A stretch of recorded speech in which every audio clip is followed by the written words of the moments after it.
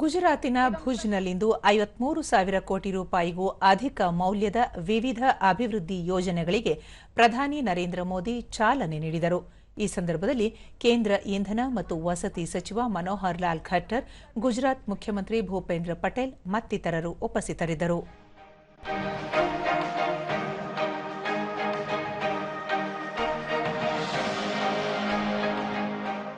वैश्विक मंच पर गौरव दिलाया।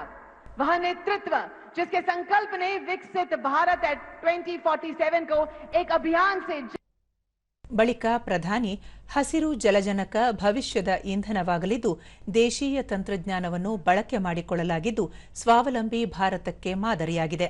ವಿಶ್ವದ ಅತಿದೊಡ್ಡ ಸೌರ ಇಂಧನ ಘಟಕವೂ ಸಹ ಕಚ್ನಲ್ಲಿ ನಿರ್ಮಾಣವಾಗಲಿದೆ.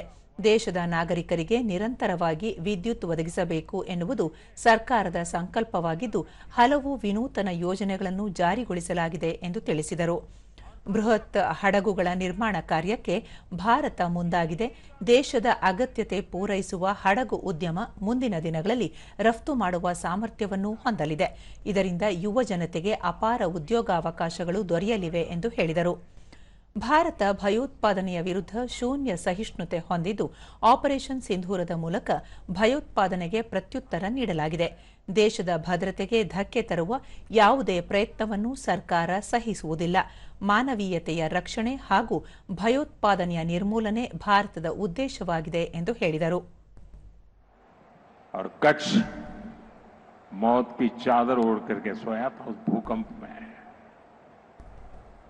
लेकिन साथियों, मैंने कभी मेरा विश्वास खोया नहीं था। मेरा विश्वास कच्ची खमीर पर था અને એટલે જ હું તો કહેતો હતો, બાળકોને ભણાવવું પડશે કે કચ્છનો ક અને ખમીરનો ખ.